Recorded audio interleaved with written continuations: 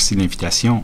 Quand je l'ai reçu justement sur le thème de l'imaginaire d'Internet, j'étais en train de préparer une conférence pour l'Alliance numérique à l'automne et où je voulais essayer d'imaginer en 2017 comment est-ce qu'on pourrait représenter l'histoire de Montréal en ramassant, regroupant la totalité des informations sur Montréal. Je me suis aperçu que j'avais une offre incroyable d'outils et de logiciels de géopositionnement, de géomapping, de géolocalisation.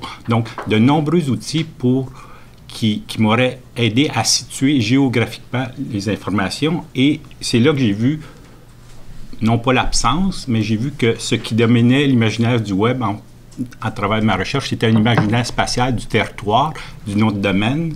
Il y a des lieux, il y a des espaces. On fait du download, du upload. On conçoit des approches du bottom-up. Donc, il y a véritablement un imaginaire de l'espace, alors que les imaginaires du temps étaient, il me semble, moins présents. Et pourtant, once upon a time, il était une fois. C'est le dernier message que j'ai envoyé sur Twitter ce matin. Et je n'ai pas trouvé de statistiques sur l'emploi des temps verbaux dans Twitter ou dans le web, mais j'ai l'impression que le présent de l'indicatif domine absolument, presque totalement.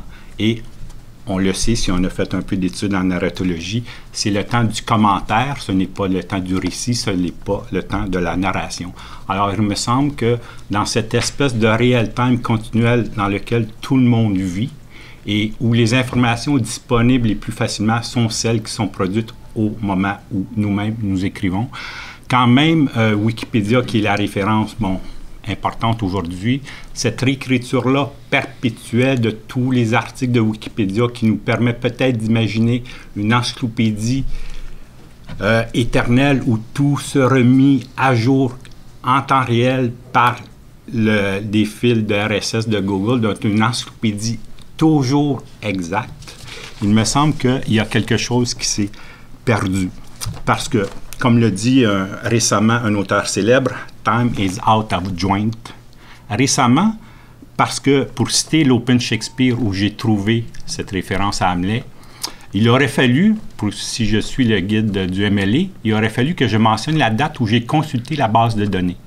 C'est-à-dire que c'est la date de lecture qui remplace la date de publication originale des titres. Pensez à la difficulté que vous pouvez avoir ce soir si vous voulez savoir qu'est-ce qui s'est passé sur le site de Radio-Canada, voilà 2 jours. 2 jours, ou voilà 12 heures. La difficulté aujourd'hui de chercher de l'information, non pas géopositionnée, mais chronolocalisée. Alors, j'étais devant cette tâche-là, si on veut, ce défi-là intellectuel, de penser comment, en plus de géolocaliser, donc dans une espèce de grand espace plat où tout se passe simultanément. Et je pense que l'imaginaire du récit non linéaire, l'imaginaire spatial, que je pense qui domine le web, nous vient de ça. Cette espèce de temps qui est disjoint, le temps entre le temps du real time d'aujourd'hui et les millions de faits, les millions de récits qui ont été publiés avant le web. Tous ces récits-là, toutes ces narrations-là ne sont plus aujourd'hui intégrés dans le temps et dans la technologie, dans le temps zéro du web qui a commencé, en 85. Dans ma recherche de Shakespeare ce matin, j'ai testé la recherche par date chronologique dans Google, c'est permis. Alors, j'ai marqué 1500, 1600, aucun résultat. 1500, 1800, aucun résultat. Le premier résultat dans ce tri-là, chronologique de Google, c'est en 1970. Avant, et même c'est curieux, le web n'existait pas, mais enfin. Donc, voyez-vous, c'est que le temps de l'histoire, le temps des récits antérieurs au web n'est pas intégré dans notre mode d'accès et de diffusion de la connaissance. Il me semble aussi... Pardon? Pour conclure.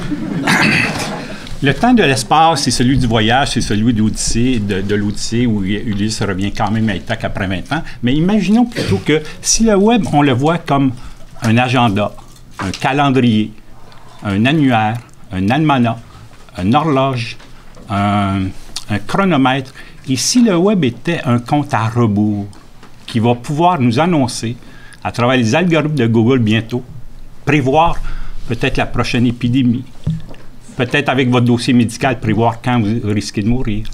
Alors, si on intégrait à notre imaginaire spatial du web un imaginaire lié au temps, il me semble que ça mettrait un peu de thrill et puis ça nous permettrait un peu de voir que le web ne représente pas comme un immense espace où on vit au moment présent, mais il peut aussi nous permettre de remettre dans tout ça ces merveilleuses histoires-là. Merci.